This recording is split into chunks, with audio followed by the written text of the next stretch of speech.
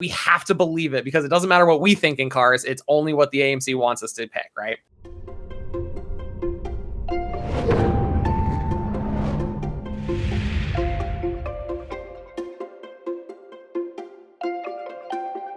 Hunter, welcome back to the MCAT podcast. How are you doing? Fantastic, man. It has been too long, and it's a pleasure to be here. Thanks for having me.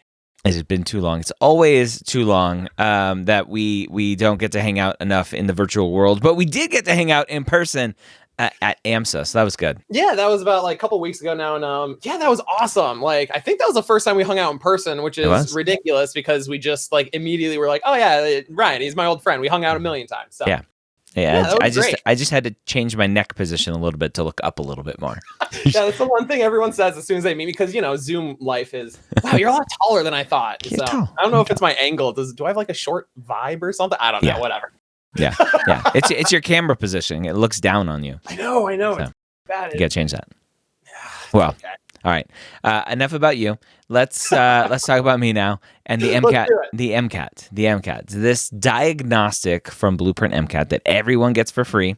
Yep. At blueprintmcat.com by signing up for a free account. You are a fancy pants Blueprint MCAT live online instructor, helping people kind of crush their MCAT. So before we jump into the diagnostic, I want to know, what's the biggest mistake you see students making day in and day out when answering questions? Oh, that is fantastic. Actually, I just, my tutoring student earlier today, we talked about this, and I think it is probably one of the most common issues across the board that at least pops up in one way or another in most of my students and just students in general, overthinking. Like so many times it's overthinking, especially with cars, because there's this like weird stigma, I guess, with cars where like, oh, cars doesn't make sense and it's like a crapshoot and who knows, right? And so like, and people think that the cars questions are trying to like trick you or something like that. And so we read way too much into things. And then it's like, well, here it says that it increases and over here it says that it goes up. That might be too much. And so like overthinking is a huge thing. And it's one of my favorite things to start teaching some of my students because like pre-med students, y'all are amazing. You're go-getters, type A's. I want everything to be perfect, et cetera, et cetera. And like most of the time, my big advice, if my student is chronically overthinking, it's like, hey man, we got to care a lot less. Like big pictures, big ideas, like the details, we'll get those if we need it. But most of the time, 60 seconds for this question, we don't need it. We can kind of shoot from the hip. So it's real uncomfortable for a lot of us. But like once you get good at it and like you're okay doing it, then like, oh my gosh, cars turns into like this. It's a completely different beast. Nice. All right. A smaller one. Chihuahua. So if I were to paraphrase, Hunter, you're saying don't care. Exactly. Hey, care less. No, I'm just kidding. No, it is don't read too much into every question. Okay. Because a lot of times like we can start to doubt ourselves. We go like, oh yeah, B is the correct answer. And it totally is. But then we read C and D and we're like, oh no, maybe like the MCAT knows something that I don't. And we like doubt ourselves. So that's the big thing. The doubt creeps in. All right. So for everyone watching again, this is going to be the Blueprint MCAT Diagnostic, which everyone gets for free over at blueprintmcat.com. Sign up for an account. We are covering today the Diagnostic Cars Passage 3. Yep. How's that sound? Sounds fantastic. This is a good one. I remember doing this a long time ago, but it's been a little while, so this is going to be a good refresher for me. But yeah, it's an interesting one, man. How's that sound to you? It sounds good. Let's rock and roll. Are you sure it sounds good? You're about to have to listen to me read out loud for a while. Let's do it. Careful what you wish for. All right. So let's dive into passage number 3. And by the way, the whole time I'm going through this, I'll be stopping at different like intervals, kind of signifying like what in my like weird lizard brain, the things that I've trained myself to think are important. And we'll kind of like discuss things too. So nice. Let's go through it. Paragraph 1. Understanding and addressing the economic impacts of climate change presents a unique series of problems. Awesome. Intro sentence. We're talking about climate change going forward. Costs and benefits of any activity taken to mitigate the effects of global warming or to adapt to its impacts will inherently be unevenly distributed across nations, sub-national groups, and even generations. Economic policy decision-making is plagued by incomplete information and speculative assessments about near and medium-term impacts of climate change effects. Efforts to divert economic resources towards mitigation or adaptation must involve Anytime an author says must, my spidey sense triggers, because that is a very hard line. This has to happen. Yeah.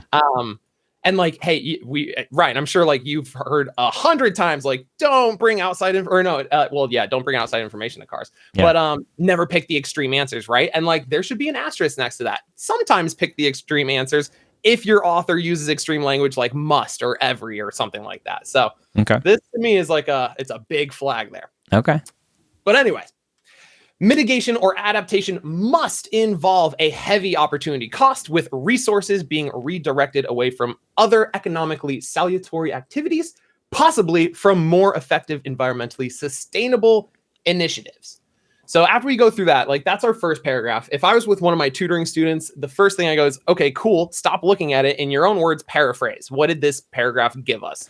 And not necessarily on test day. Like, I don't encourage people to be doing that on test day, but like, when you're prepping, and I'm assuming everyone that's listening to this podcast is going to be prepping, right? Like, I can't picture someone who's already done with the MCAT still listening to this. We're all preppers here.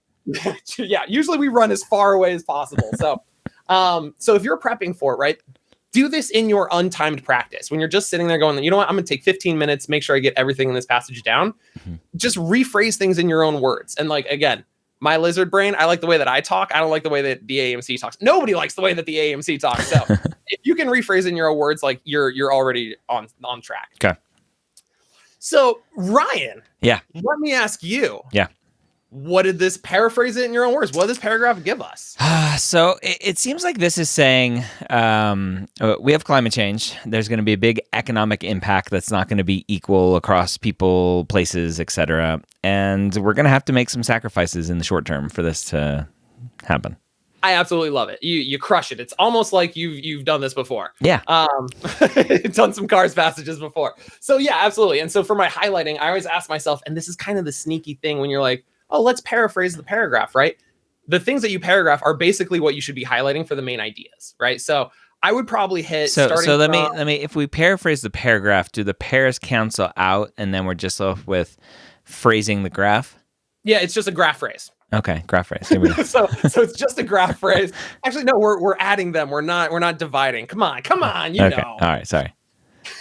So let's do some highlighting, right? What were our main ideas? I personally would add in mitigation or adaptation must involve, right? Because that was a real strong author opinion there. Yep. And I probably wouldn't do more than that, because if there's a question, right, I'm always thinking about what are testable details. What can they ask me questions on? Yep. If they go, hey, mitigation and or adaptation must involve which of the following, right? Then I can find that highlight and then just keep reading from the highlight. I don't need to do the entire list. That's a waste of yellow. Okay.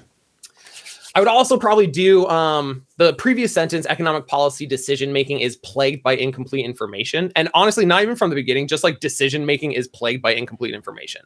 Again, it's something that the author is telling us about the thing we're talking about that I didn't know previously, that, oh my gosh, I can absolutely see the AMC giving us some sort of question about incomplete information. What is an issue regarding economic policy, yada, yada, yada.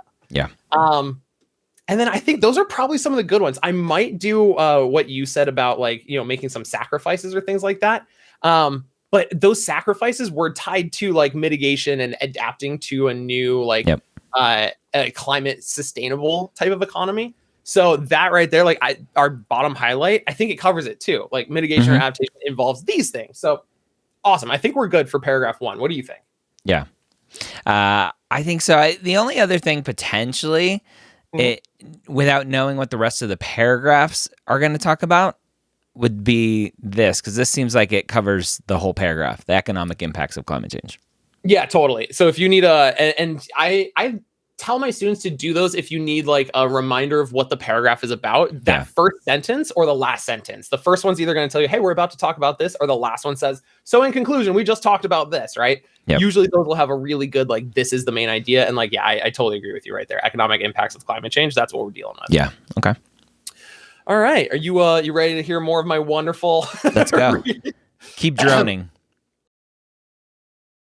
With the deep uncertainty around these issues, sorry, I lost it. I can't do it the whole time. All right. With deep uncertainty around these issues, economists and policy setters are faced with a challenge to traditional decision-making processes. In the classical approach, so, hey, we just got a term, classical approach. What's after that? Definition, right?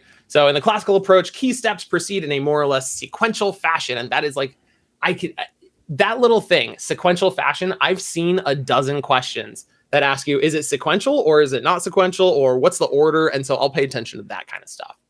So it's a sequential fashion. Analysts start by identifying the nature of the problem to frame the construction of the relevant research. All right. Research allows stakeholders to develop a complete or near complete understanding of the relevant issues. Any shortcomings in such understanding simply fuel further research. Once avenues of exploration have been exhausted, policymakers can next identify a number of policy options and craft those options into the most optimal policy that is practicable, therefore solving the problem. Yeah. Ryan, what the heck are we talking about here? It just sounds like normal problem solving 101. Right? Yeah. So yeah.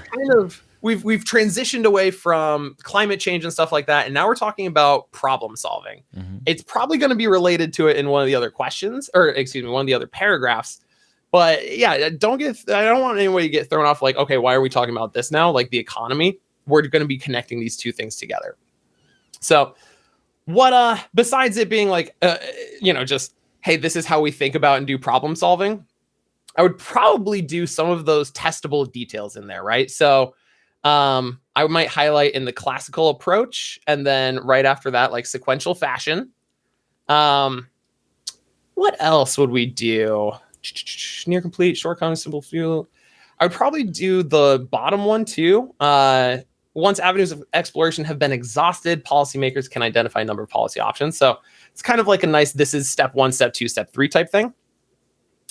And honestly, I think that's it. There's not a whole lot in this paragraph that's like really testable, other than like, hey, it's a sequential fashion. After you figure out one thing, you then ask questions and figure out the next thing. Cool. Yeah. I love paragraphs like this because they're very like, I don't know. I just call them like it's your term and your definition ones. So it's like, here's what we're talking about. Here's what it is. Moving on. Yeah, and it's written well, so it's not confusing to read. So yeah, that's a good paragraph. I like that one. Yeah, super nice to get through. It's an ego boost after maybe the first one was like, what the heck are we talking about? Uncertainties surrounding the economic impacts of climate change, led by Professor Granger Morgan to advocate for an iterative problem-solving approach. Under this heuristic, the research that follows problem identification does not provide a full understanding of all relevant issues, but leads to both continued research and implementation of the adaptive policy that is identified as being the most likely to be beneficial. Man, that was a long sentence. That was all the first sentence. No, it isn't. Sorry. Okay. Policy implementation is carried out concurrently with further research, including assessment of the policy's effectiveness. The policy and other identified alternatives are reassessed in light of new knowledge and changing circumstances, and the end state is not a comprehensive solution, but a refined or reframed identification of the problem, which iterates back to the initial research step and to the task of identifying the best adaptive policy moving forward. That's harder than it seems. Yeah, we'll stop doing that moving forward. Well, you don't like my David Attenborough impression? Sure. So it seems like this is basically just the opposite of the previous paragraph. Like, oh, there's this other problem-solving way, and because climate change is uncertain, this may be better. Absolutely. Yeah, the previous paragraph, hey, here's classical approach. Here's what it is. Hey, This paragraph, bump that classical approach. Let's do it this other cool way, and we're going to explain what it is. So 100%.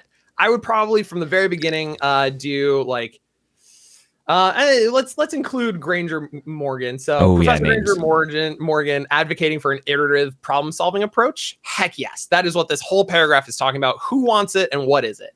And then after that, like everything after that sentence, like all the meat of it is like it's extra information and details and fluff, but it's still talking about the same thing. It's the iterative problem-solving approach. I'm not going to highlight it because if there's a question about it, I can find my highlight above and like continue reading. So probably going to skip all that. And then the last thing that I would highlight is the conclusion at the end. The end state is not a comprehensive solution, but a refined or reframed identification of the problem. I think that's a great one. Heck yes. Let's keep on keeping on. You sure know Attenborough? Yeah, I'm sure. Okay, all right. One implementation of this latter approach is a method of risk mitigation borrowed from investment banking called the portfolio approach. Man, we went from climate change to critical thinking. Now we're talking about the economy and like portfolios. Rad. Under portfolio theory, the only rational response is decision making on uncertain terrain is to create a varied array of both possible and implemented responses. That is, policy setters should advocate for the simultaneous deployment of both mitigation strategies and adaptation strategies in response to climate change, and for the use of a number of strategies involving a resilient and diverse economy, and I think that's the fourth and in this sentence, and insurance hedges spread across all economic sectors and in different regions of the globe. Whew. My third grade English teacher would be livid. Like, all I can think about is dude, where's my car? No, and then. Whoa, deep cut. I love it. Holy cow. Oh man, that's such a good dude. Where's my car? We got the last sentence here. That is, a nation should ensure that some component of its financial resources is allocated to investments in various countries and indeed continents. This entire paragraph to me is right in the first like 5-6 words. It is an implementation of the second approach to problem solving, right? So I would probably just highlight implementation of this latter approach in case I ever need to go, or if there's a question that asks me, how do we implement this? I can go right back here. Yeah. And then I would probably do like a nice little, like they tell us what portfolio theory is, so on and so forth, but that's kind of introducing like, and what they're doing here. The third sentence, policy setters, like that's kind of what we're getting at. So I would probably start with policy setters should advocate for blah, blah, blah, both mitigation strategies. Because this is very much author opinion. I believe that they should do this thing. And like, if it doesn't pop up in a question, like it might be related to an answer, right? You need to understand the author's opinion about that in order to get something else. You think we're missing anything? I don't think so, no. Yeah, I'm good. Oh wait, no. Do the sentence in the middle that is after that is policy setters advocate for simultaneous deployment of both strategies. Yeah, that's a good one. Okay. Love it. Okay. Let's bring this whole passage home, shall we? Let's do it. Underlying any approach to decision models or risk analysis is cost-benefit analysis. Man, I would highlight that right away because this is the new topic of the sentence, right in of the paragraph. Sentence 1 gives it to us. Thank you. Unsurprisingly, even this foundational assumption for fiscal and economic problem solving has itself come under critical scrutiny. All right, maybe it's not so cool. The typical cost-benefit analysis converts various factors into a common monetary unit, typically US dollars, and then seeks to maximize dollars, don't we all? Critics suggest that climate change is a uniquely disastrous problem that is not susceptible to a simple dollar-based approach to utility, and that the various consequences of global warming should be disaggregated and examined on an individual basis. That was a lot, but basically that entire sentence, which makes up almost a third of this paragraph, is talking about what the critics are doing and how they feel about this, right? So I would, right in the beginning of that sentence, highlight, critics suggest that climate change is a uniquely disastrous problem. If there's anything after that or a question that's talking about, hey, what do critics think? What kind of problem is climate change, etc.? Boom, it's right there. Okay. Those testable details, that's what we're looking for. Yeah. So what are we doing? We're going to continue reading, and then we're going to highlight in 2 seconds. Okay. All right. Disaggregate individual. Yes. All right. So last sentence here. Thus, even if climate change were to have a quote unquote $3 billion cost to the petrochemical sector of the economy and a quote unquote $1 billion cost in the form of lost biodiversity in subtropical regions, these two numbers cannot meaningfully be compared to each other, and policies relating to these two issues must be separately examined. Okay, cool. So now let's talk about highlights, right?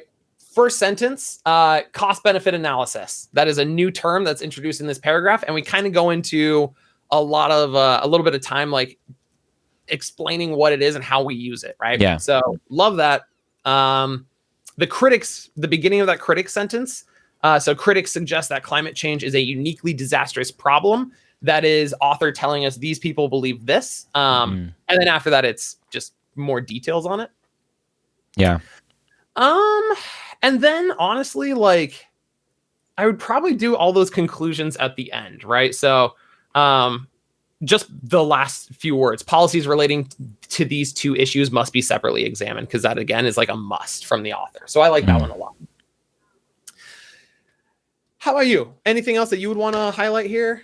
I would like to highlight that the beginning of the passage was much more friendly than the end.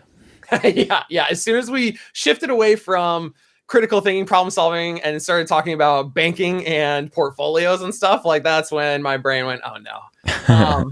And actually, I don't know if you caught it, but when I was kind of reading through this paragraph, right, all those little, like, I don't know, rephrasers or like little things that I said to myself, I actually do that when I'm reading passages for an exam, right? For a full length or something. Okay. Because that's me practicing engaged reading, right? Like the part where it says, hey, they're trying to, so it's a common monetary unit, a US dollar, and then we seek to maximize it. I was like, oh, don't we all, right? I'm going to remember that line about them trying to maximize US dollars because I had like an engaged moment with it. So I encourage my students all the time to like rephrase the sentences as they're reading it, put it into language that's a little bit more easier for our brains to make sense of. So heck yeah, that's like my whole thing, man. Is just trying to not simplify the MCAT, but like get rid of all the opaqueness and like make it a little bit more transparent. Because honestly, most of my students are really bright kids. They've got great content, etc. It's just the way that the MCAT is presented, the way that it's phrased, etc., etc. That's like a really challenging part. So.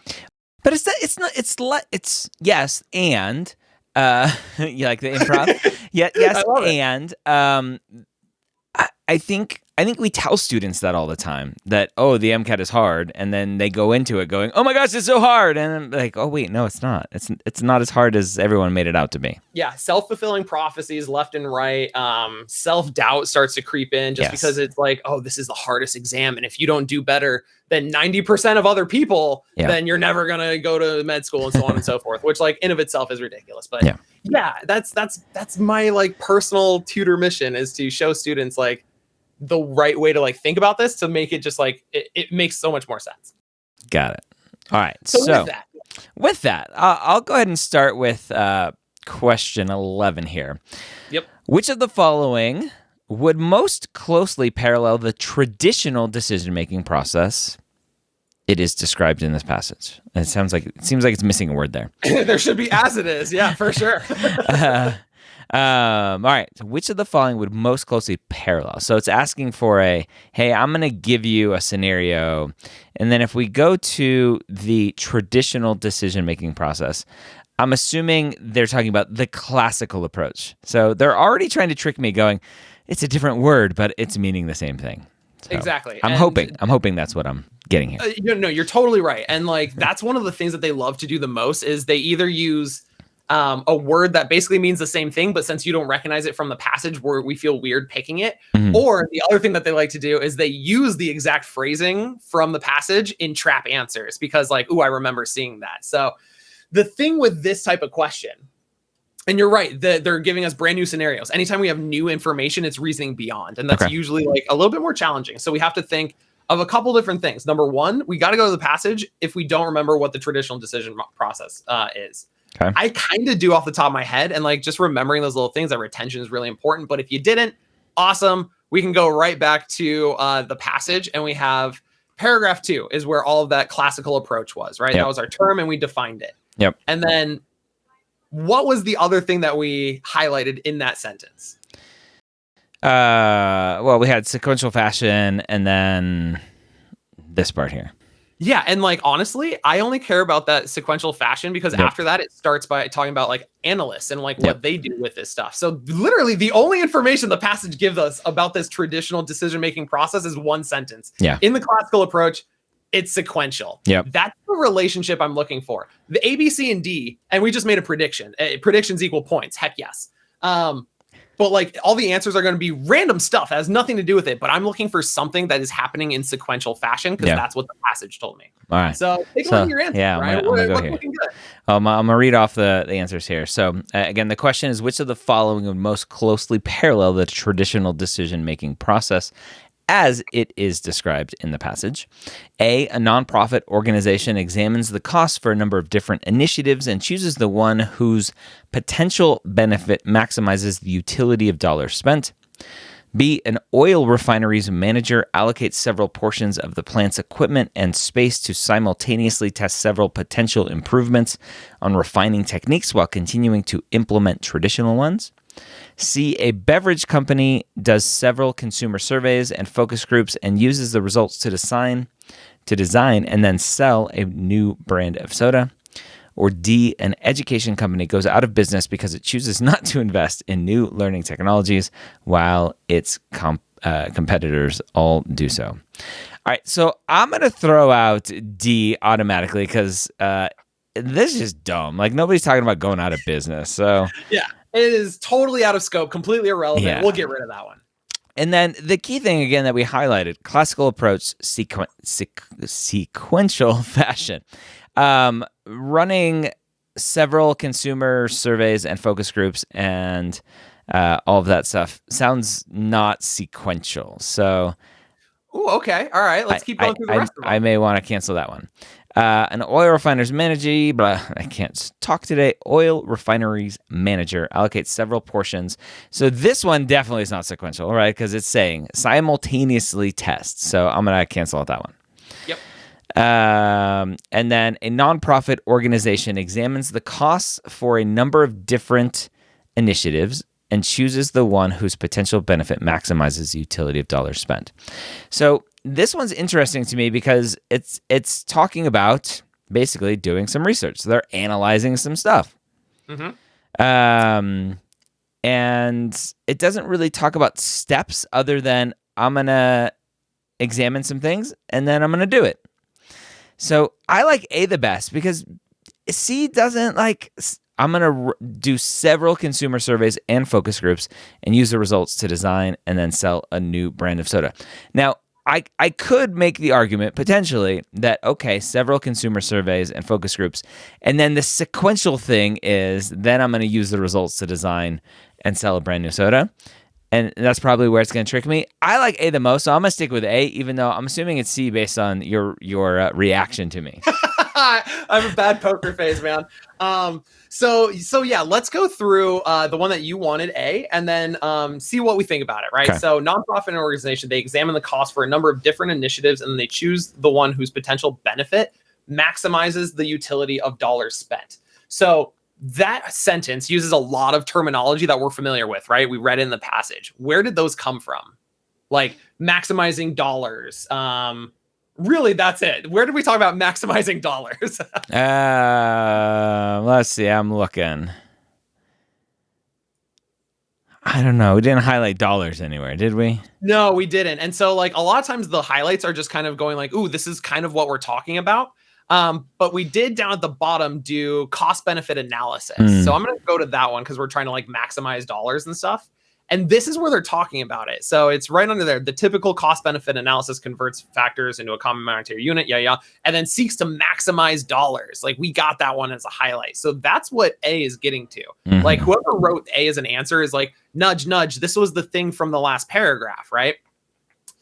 What did the question ask us, though? A parallel for the traditional decision-making process. That's in paragraph 2. Yeah. So proximity is important. They're basically saying, go to paragraph 2, tell us what we said about this term. We can't do something that's in like paragraph 5 or something because it's not what the question is asking. So A is incorrect for that reason. Like we're not talking about the traditional decision-making process. Paragraph 5 was talking about, yeah, like cost-benefit analysis and like getting money and stuff like that. Really not the same here. So A's off topic. That's the problem with A. And well, I don't like that. I can feel you seething. Yeah, I just like this is what throws me off. That word right. Several consumer surveys and focus groups. To me, that doesn't seem sequential. So the sequence is first we do our research, then we make the action. That's what they're getting at, right? And so let's go back to paragraph 2. So in this instance, if we kind of didn't like any of our answers, at that point you go, ooh, okay, I need to go back and like read for a little bit more details. So hop back to paragraph 2 and it's telling us, yes, we have the classical approach. It's sequential. Awesome. Analysts identify a problem. They frame research. They do the research. And then if there's anything wrong, any shortcomings, they just do more research. And then once all avenues of exploration have been exhausted, then they examine the policy options. So they can do as much research as they want. So many different surveys, bunch of different this, that, whatever it is. The sequence is we do the research that then informs the decision that we're making. So that's why C is the correct answer. They're doing the research and then they use the results. That's that key phrase in C. They use the results in order to influence their decision moving forward. Okay. Feel a little bit okay, a little less upset with me. Okay. All right. And then just for completion's sake, if we go through B, this one is talking about oil refinery manager allocating portions of the equipment to simultaneously test. I don't like simultaneous, get rid of it. And then we already said that D is way off the mark. So C is the only one that's left. Go ahead and read 12. So number 12, the passage suggests that the author believes each of the following except A, no other issue facing decision makers presents a series of problems in the way that climate change does. B, large issues filled with uncertainty cause researchers and policymakers to develop new approaches that are firmly grounded in the traditional assumptions underlying economic analysis. C, Professor Morgan's approach to problem solving provides a recursive approach that provides for practical solutions that may not be perfect, but allow policymakers to quickly address the immediate situation. And D, at least some uniquely difficult problems should be expected to lead people to question assumptions and frameworks that they may not have previously. Wow. All right. So the accept ones are always the hard ones because you got to flip your thinking around a little bit, right? Yep. A immediately jumped out at me as like, ooh, that's very strong language, right? No other issue facing decision makers presents a series of problems in the way that climate change does. And so I was trying to think about this, right? Critics suggest that climate change is a uniquely disastrous problem. But does the author believe it? I don't know, because it says the critics suggest it. So to me, I'm like, I don't know. So I'm leaving A on the table for now. I like it. Let's just leave it out there. Let's leave it there. So large issues filled with uncertainty cause researchers and policymakers to develop new approaches that are firmly grounded in the traditional assumptions underlying economic analysis. Sure, I think the author, I mean, that's a pretty straightforward, that's right. There are problems, we got to fix it, and we'll figure it out. So I'm going to say the author believes that for some reason. So C, Professor Morgan's approach to problem solving provides a recursive. Now, you throw in a big word in here that I just don't know. Like, what the heck does recursive mean? Anyway, approach that provides for practical solutions that may not be perfect, but allow policymakers to quickly address the immediate solution. And so if we go to Morgan, because we highlighted it, right, this iterative problem-solving approach, research follows problem identification, does not provide a full understanding, but it leads to continued research, implementation, blah, blah, blah, blah, blah, right? It's carried out concurrently. Maybe that's recursive, concurrent, I don't know, maybe two big words together. And allows for all this fun stuff. So I think he would say that. So even though I don't know what recursive means. And then D, at least some uniquely difficult problems should be expected to lead people to question assumptions and frameworks that they may not have previously. So this one's interesting. That's a weird way to pronounce confusing. Yeah, because to me, this is like, well, duh, right? We should always be questioning assumptions. Ooh, I'm going to stop you in your tracks right now. Where did it say that in the passage? You're not letting me finish my discussion, Hunter. You're being a bad tutor right now. Let me finish. Let me finish. So what I was saying before you so rudely interrupted, right? This one is clickbait because we can all see this and go, yes, we should all be challenging our assumptions all the time. And it's not covered in the passage. So I'm going to go with D because of that reason. So we think, okay, so at least some uniquely difficult problems should be expected to lead a question. Awesome. Okay. So let's go through all of them, right? Let's just start at the top and work our way down and figure out like exactly what the AAMC would point at and go, this is the reason why. Okay. So all the following except. So I'm going to identify 3 things that the author totally believes. So let's look at A. No other issue facing decision makers presents a series of problems in the way that climate change does. So I love the fact that you were kind of iffy about the part that you found where it says critics suggest climate change is uniquely disastrous, because 100% that is critics. That's not the author, right? So that is a very important like skill and like thing that all students need to like emphasize is who is saying what, because a lot of times they like to mix that up. The only thing about that is that's not the only place where we talk about climate change. Let me ask you a question. So climate change, kind of like the backbone of this whole passage, right? Because of climate change, things are happening. Yep. Where do you think we would probably talk about the big picture thing that's the backbone of the whole passage? The beginning. Read the very first sentence for me. Presents a unique series of problems. And that one is directly from the author, so not quoting anybody else. So the author totally does think that it's unique and there are no other issues. So the other thing that I want to talk about is you were like, hey, this is extreme. That's super extreme. I'm kind of cautious about that, which is like a good intuitive sense.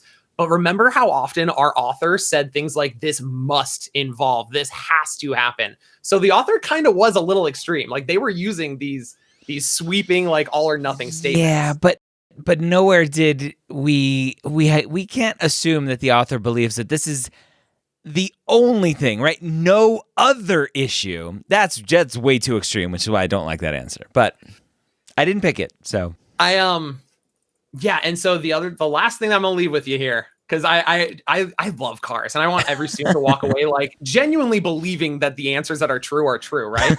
So what is the definition of unique?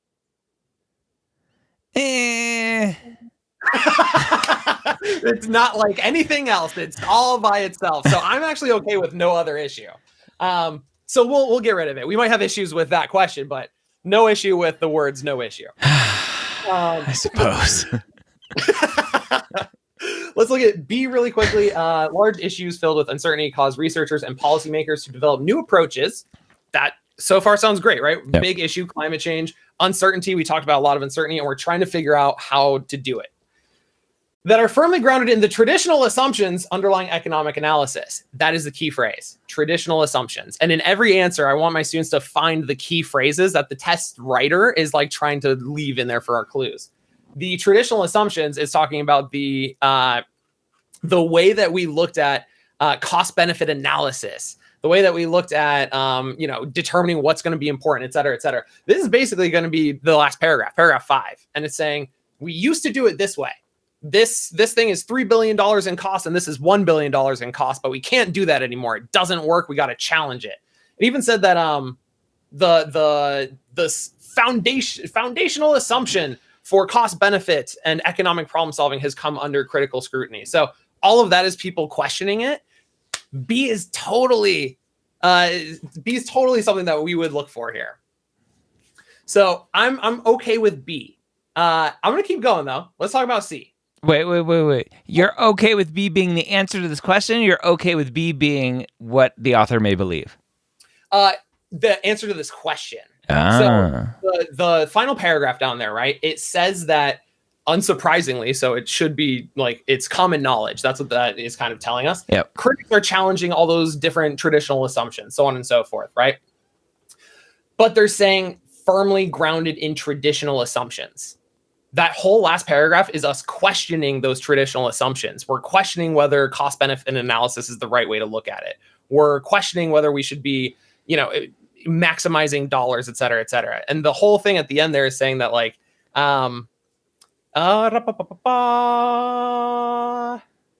these two numbers cannot meaningfully be compared to each other, and policies relating to these two issues must be separately examined, et cetera, et cetera. So we can't do it the way that we have been doing it. We got to do something else. Cool.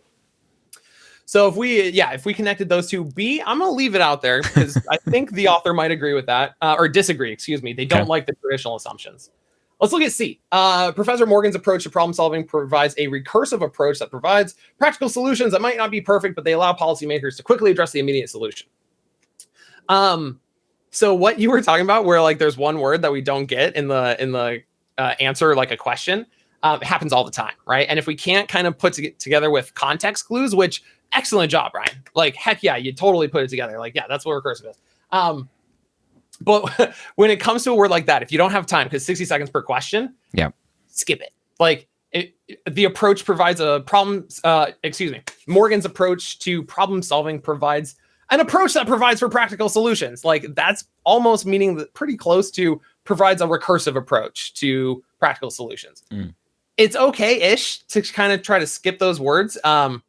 If you feel like it still has like the same meaning for the sentence. A lot of the times those ones, like you can still get the big picture. Yeah. And Converse is all about big picture. Okay. So what's wrong with C? When we talked about Morgan's approach, that was like what, paragraph 2? Let me double check. Paragraph 3. It is described as iterative and heuristic, right? Those are going to match what C is saying. So the author totally would agree with C. So we're moving on. Last one, D, at least some uniquely difficult problems should be expected to lead people to question assumptions and frameworks that they may not have previously. That is kind of what the last paragraph was getting at, except this is phrased in a way that the author would agree with. Like, yeah, this is a unique problem, climate change, and we're going to question things that we were taking for granted before. So cost benefit analysis, the way that we're looking at approaching these problems, etc. So D, the author would totally agree with as well. It's only B. They don't like those traditional assumptions. They want to get rid of the traditional things and think in a different way. Cool. 0 for 2. All right. It's okay, man. Cars is a skill. It's not content you have to memorize. Cars a pain. That's only if you get hit by one. All right. Question 13. Which of the following would the passage author most likely recommend to a multinational corporation seeking to utilize portfolio theory to deal with uncertainty? Okay, now, what the heck is portfolio theory? That is an excellent question. And that, like, I'm glad you honed in on that. That portfolio theory, that's the clue that the AMC left us, right? And, like, yes, the AMC, and, like, yes, they're the ones responsible for all of our stress because of the MCAT, et cetera, et cetera, et cetera. But, I just want to point out, this is a blueprint MCAT written test. So this don't blame the AAMC on your... No, let me use them as the boogeyman, okay? They're the big bad. So not on our exam. Sure, ours are written by us. But the AMC ones, they will leave us a little bit of clues. Like they will leave some clues in the answers, in the questions, in the passage. And like our job is to find them. That's all it is. So portfolio theory, heck yeah, man, that is the clue here. If we don't remember, if the first thing in our head is what you said out loud, what the heck is portfolio theory? Jump back to the passage. If you don't know something, it's in the passage because there's no outside information.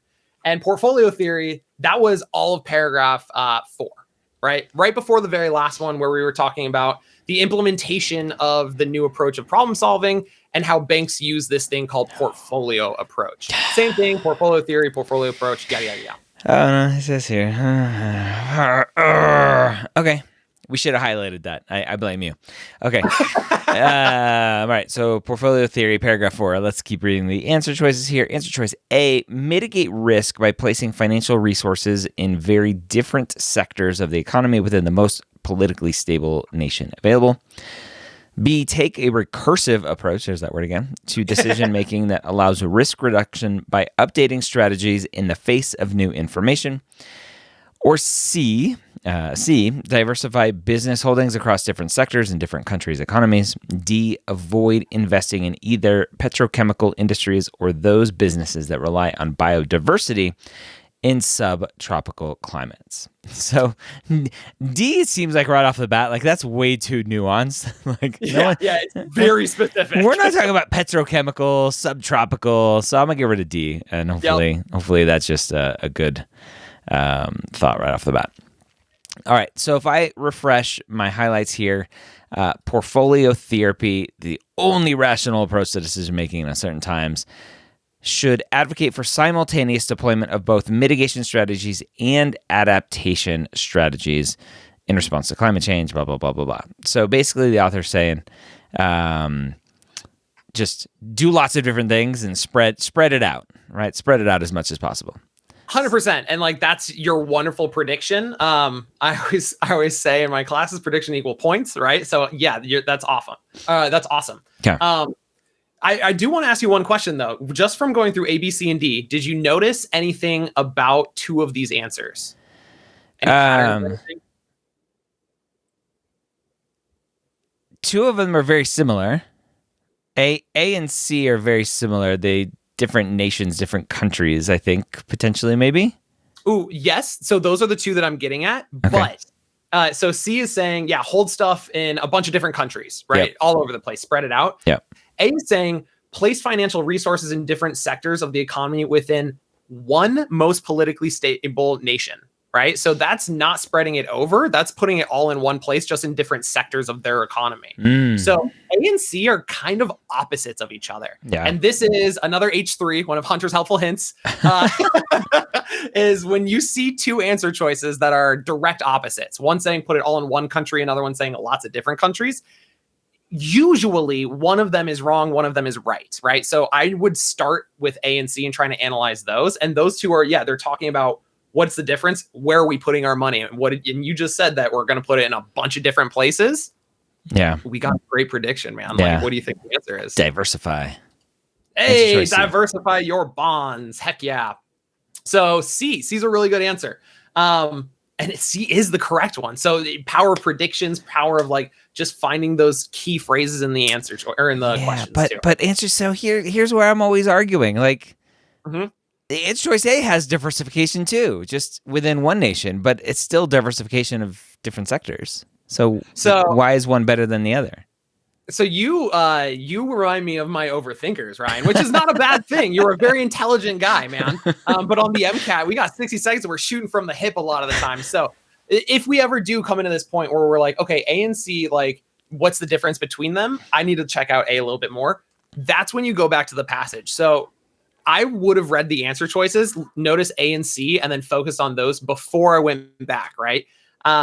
It's great to go back to the passage, but we don't always have to do it. Trust yourself and your retention, your memory. So if we do have to go back because we're kind of stuck, dive into, it was paragraph 2, right? No, excuse me, 4. The second from the bottom one. Yep. And it just find the thing that you're kind of close to and then keep reading because it's going to be in there somewhere. Your highlights aren't always going to be the correct answer, but they're going to point you to the answer. So let's start probably at the bottom because like that's where a conclusion would be in this paragraph. And if we see it, it says that is a nation should ensure some of its components and its final resources are allocated to investments in various countries, continents. So that is specifically different geographic places. Yeah. So I highlighted it. It says the same thing, different regions of the globe. Same thing. Okay. Yep. So no, it's a really good point you brought up. But A is talking about diversifying what you're investing in, whereas the passage is talking about diversify where, essentially. Yeah. Hey, 1 for 3. Yeah, sure. Upward trends. Yeah, I don't know. We'll see. All right, question 14. Yep. Am I reading this one or you? You are. Okay. When faced with economic costs due to a failing school system and a poorly managed fire department, the critics mentioned in the final paragraph would most likely advocate for which of the following. And like right off the bat, they told me where to go. I'm confined to the last paragraph. My answer is not going to be in paragraphs 1 through 4. It's in 5. A, examining each issue separately and arriving at a policy decision appropriate for each issue. Developing a monetary comparison between the two situations and solving the more expensive one first. Carefully analyzing the costs and benefits associated with each problem and designating the one with the larger costs as the more urgent issue. Or D, taking an iterative approach to solving both problems that involves implementing an adaptive policy that can later be revised based on new information. All of these kind of sound familiar because they're all from the passage. We just got to figure out which one the author would really do. So this is a reasoning beyond the text because this failing school system, the fire department, new scenarios. And in order to answer like a reasoning beyond the text, you do have to find that nugget of truth from the passage. So go to the final paragraph if we need to and see, all right, what did they say here? And really, I mean, we've already kind of summarized it, right? It's saying that the way that we've been doing things previously isn't correct, and we need to come up with a new way because we're questioning traditional methods. And then down at the bottom, okay, here's this $3 billion cost to a $1 billion cost. That sounds super comparative, right? But what does the author say immediately after that? These two numbers cannot be compared to each other. So like anything that's comparing, I'm going to eliminate. And what they say after that is, so that's what not to do. But the author tells us what to do. The policies relating to these two issues must be separately examined. Boom, boom. There's our answer. So let's go back and find which one matches our prediction. A, examining each issue separately and arriving at a policy decision appropriate for each issue. Well, boy, howdy, Ryan. How does that sound? Sounds pretty spot on. It sounds pretty dang good to me. Yep. So honestly, on test day, I would pick it and quit it. Like I would just hit A and then move on, depending on how much time I had, right? But if I was kind of, right in the middle, I'm at pace, but I'm not doing super great ahead of time. I would just pick A because it is so spot on with what we just read from the passage, what we predicted. And it's kind of a direct opposite from which one? So this is each issue separately. Where's the... okay, no, I lied. I thought there was one that said we're going to do it at the same time. But there are some interesting patterns with our answer choices. What do you know about B and C? So B, developing a monetary comparison between the two situations and solving the more expensive one first. Like, doesn't seem to be maximizing dollars. Yeah, so this one, it's they're comparing, right? Yeah. They're looking at these two things and they're comparing them against each other, which the author said we can't do. C is also basically saying the same thing. Yeah. We're analyzing the costs associated with the two separate problems, and then one of them we're going to designate as the larger or the more urgent issue because it has a higher cost associated with it. B and D are the same answer. They're just written in different words. Second H3 of the day, Ryan. Whenever two answers say the same thing, they're both wrong. So B and C, I immediately want to get rid of anyways. And then if we're looking at D, we're taking an iterative approach to problem solving. Where did we talk about iterative approaches? Was that in the final paragraph? No, that was in the second paragraph. Yeah, that was way above. Or third, and because the question stem says, hey, we mentioned this in the final paragraph, I'm locked to the final paragraph. My answer can't come from somewhere else. So D is wrong for that reason. So honestly, even if we didn't know C was the right answer, we could get to that via process of elimination just from the other ones. And none of them really, like what we just did for those B, C, and D, that was all just like MCAT strategy. It was, hey, B and C are identical answers. We're going to eliminate both of them. D is talking about something that's out of the paragraph. I'm going to eliminate that one. I don't even have to know anything about how they would do these, how they would fix this fire department. It doesn't matter. We have strategies and it's a standardized test. We can game it a little bit. So heck yeah, man. All right. Game it. All right. Not the last one. No, bittersweet. I'm sad. Last one here. Question 15. According to the passage, Professor Morgan, okay, third paragraph here. Professor Morgan's approach, A, does not provide policies that solve problems. B, feeds back on itself in a way that is different from traditional models. C, takes longer to implement, given the multiple rounds of assessment and reassessment. Or D, is favored by those who see traditional cost-benefit analysis as inappropriate. All right, so I'm going to go back to paragraph 3 here. Uncertainties surrounding blah, blah, blah. Professor Morgan, iterative problem-solving approach. Under this heuristic, the research that follows problem identification does not provide a full understanding, but leads to both continued research and implementation of the adaptive policy.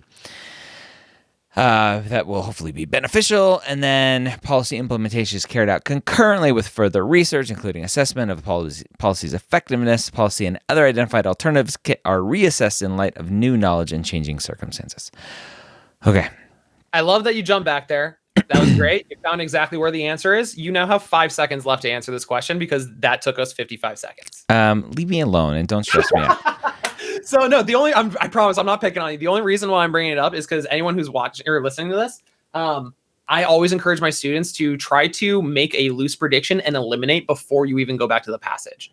Because a lot of times the passage can turn into a crutch. Like we feel safe going back there and it's totally fine to go back to the passage. I do a lot, but you have to be really efficient with it. And normally one of the better ways is to like eliminate a couple answers and then like oh, I'm down to 2 answer choice. Let's look for these specific things. So dump everything that you just read. And like, let me ask you, like, let's look at A, B, C, and D. Do you remember just from the passage, anything that could eliminate some of these? Like, what about A? It does not provide policies that solve problems. That's just like the no. That was the whole point of it. It's it's providing solutions. So we're going to get rid of A, right? Eliminate. Feeds back on itself in a way that is different from traditional models. I remember that it was different. There is a little bit of like detail here, the feedback on itself. So you might not be comfortable just eliminating that right off the bat. Okay. It does sound pretty good though. C, takes longer to implement. Did we ever talk about a length of time? I don't think so. We never did. So I'm just going to eliminate it. It's talking about something that's out of scope from the passage.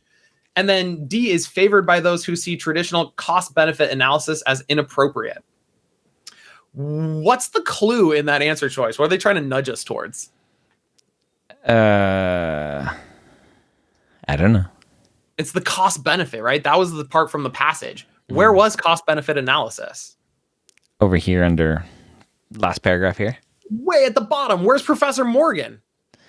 I know where Captain Morgan is. Professor Morgan. It's on the table at 5:00. Yeah. Okay. So Morgan's up here. So this is kind of not part of the question, which leads us. Yeah. The cost benefit thing was, it sounds like it's related, but it's kind of a different topic. The Professor Morgan thing was its own self-contained. We're using this as a new way to solve problems. So I don't like D because it's talking about cost benefit. That's not related.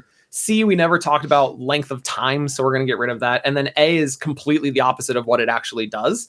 So again, process elimination, and like without even referencing the passage, really, we could get here. And so, yeah, that B's our answer here. It's this one. It's a foundations of comprehension. Go find what we talked about and tell us what we said. Right. Yeah. So Professor Morgan, where are they? What did you say? What's the answer? It's Hunter. What would you recommend? I just went through this passage and got absolutely destroyed. The previous passages I did well on. How am I supposed to pick myself up and keep moving forward when I want to curl into a little ball and cry in the corner? Yeah, and so first of all, nice job not doing that on camera. So this happens all the time. It's like, what the heck? My cars is all over the place. Like one of them I'll get 6 out of 6 right, and then the other one I'll get 1 out of 6 right. And that is super common. So if that is you, don't crawl into a ball. Don't start crying because it's not just you. You're not alone, I swear. So that's number 1, to prevent the tears. Okay. Number 2, as far as like, what do we do? All right. If you're not already keeping a lessons learned journal where you're writing down all your mistakes and what you're going to do, definitely start doing one of those. But kind of do what we just did, where you go through every single answer choice, right? And even if you got a couple of them right, go through those answers, go through the explanations, and like rationalize it until the correct answer actually makes sense to you. Like so many times students, especially with cars, will like look at an answer and go, well, they'll do the Ryan Gray is, oh, that's stupid. That's not right. I don't agree with that. But like, we have to believe it because it doesn't matter what we think in cars. It's only what the AMC wants us to pick. Right.